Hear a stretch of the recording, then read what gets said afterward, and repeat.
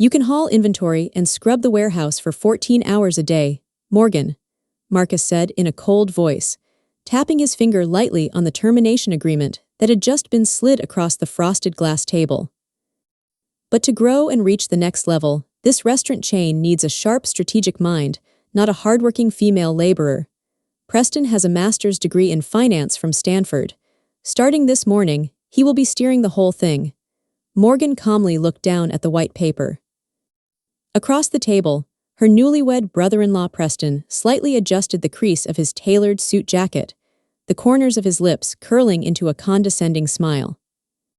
Her mother, Diane, was affectionately stroking the hair of her favorite daughter, Serena, Preston's wife, as if they had just pulled out a thorn in their side. No one in this room knew that the only thing keeping the 7 branches of this family restaurant chain from collapsing wasn't its historic signboard, but the signature of the woman they were currently mocking. Morgan didn't argue back. She didn't scream or bring up the fact that she had worked grueling hours for 8 years without a single % of equity. She just nodded, taking off her master set of keys and placing it on the glass table with a sharp clack. She stood up. Wonderful. I hope your Stanford degree can grill a rack of ribs, Preston. The first week under Preston's rule was flooded with grandiose buzzwords. He dismantled Morgan's logistics office, which was cluttered with paperwork, to build a high-end dressing room. During the prior financial due diligence, Preston only looked at the digital balance sheets. The restaurant's profits were absurdly high, the input ingredient costs perfectly low. With the arrogance of someone who placed absolute faith in management software, he assumed the company possessed permanent supply contracts. Marcus and Diane were incredibly proud. Finally, their family had a polished corporate face to show off. Until Friday morning. Right in the middle of the first board of directors meeting, while Preston was passionately projecting personnel-cutting charts onto the screen, the meeting room door suddenly burst open. The head secretary walked in, her face drained of blood, clutching a stack of certified mail envelopes in her arms. "Mr. Preston," the secretary hesitated, "we just received urgent mail from the suppliers." Preston frowned in annoyance and snatched the top envelope. It was from Sterling Orchards and Meats, the farm that exclusively supplied the organic beef that made the famous steak the restaurant built its name on. He tore the envelope open. The smile on his lips instantly froze. Notice of immediate termination of delivery. What's going on? Marcus half stood up. Preston frantically tore open the other envelopes. Fresh seafood, whole organic vegetables, exclusive spice blends, refrigerated transport services, 10 letters, 10 core suppliers, all simultaneously announcing the termination of all supply lines right this morning. "What is the meaning of this?" Diane screamed. "Preston, call Caleb Sterling right now. We have a 5-year fixed-price contract with him. They can't unilaterally back out like a bunch of street thugs." Preston pressed his lips tightly together, hastily dialing Caleb Sterling's number, putting it on speakerphone to prove his authoritative control to his parents-in-law. "Mr. Sterling, this is Preston, the new Chief Operating Officer of the Copper Ridge. I am holding your absurd letter in my hands. If you do not resume delivery by tomorrow morning, our legal team will sue for breach of contract." A raspy laugh came through from the other end of the line. "Sue, who are you planning to sue, son?" Caleb Sterling replied slowly. "You are breaking a legal agreement with the Copper Ridge," Preston snapped. "I deliver meat to the restaurant's address," Caleb's voice was ice cold. "But my farm has never signed a single scrap of paper with the Copper Ridge. We don't do business with you people." The dry dial tone beeped. Preston froze. He shot up from his chair, rushing straight to the steel filing cabinet in the corner of the room. The place that held the dust-covered original legal documents he had never bothered to open because he trusted the data on his computer screen too much. His hands trembling, he yanked the drawer open and pulled out the Sterling Orchards file. He flipped through the pages, his eyes frantically scanning down to the signature block at the bottom. Beneath the red stamp, the legal entity name did not say the Copper Ridge. It read, M.H. Logistics LLC. Preston held his breath, grabbing the seafood supplier's file. He quickly flipped to the signature page. M.H. Logistics LLC. Vegetable contracts, spice contracts, shipping invoices, warehouse insurance. Dozens of confirmation papers yellowed with time. All were under the name of a single company, Morgan Hayes's personal company.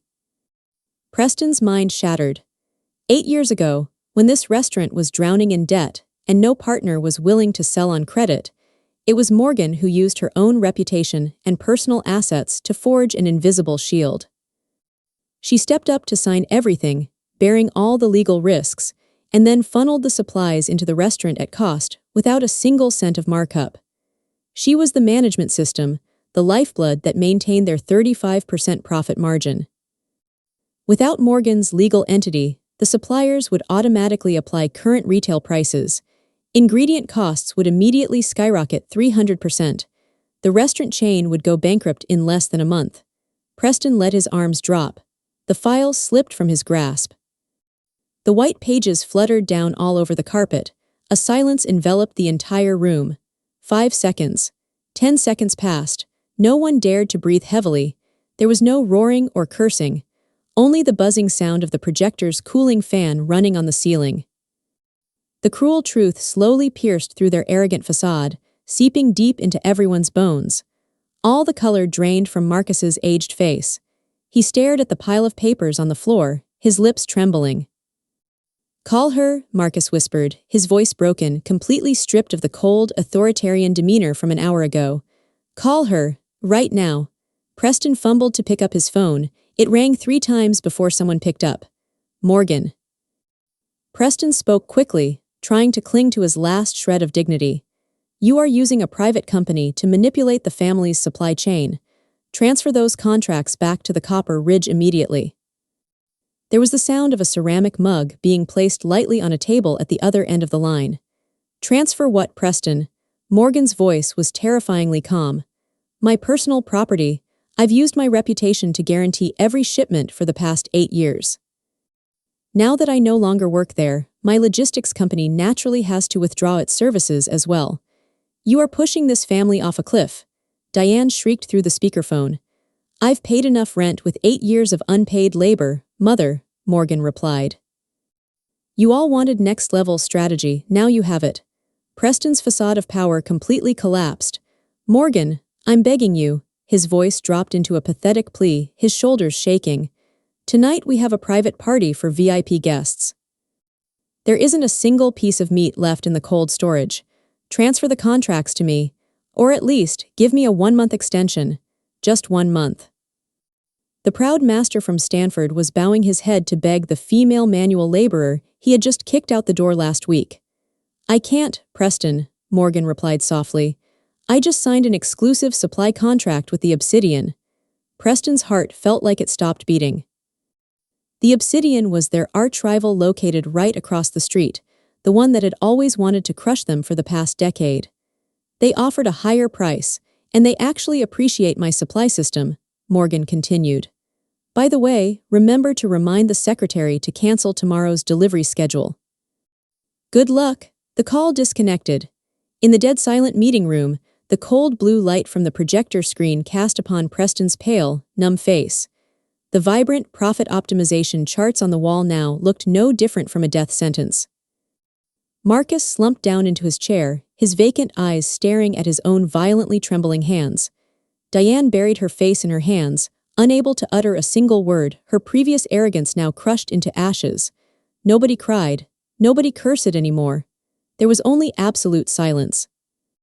And lying quietly right in the middle of the cold, frosted glass table, completely untouched by anyone since that fateful day last week, was Morgan's master set of keys.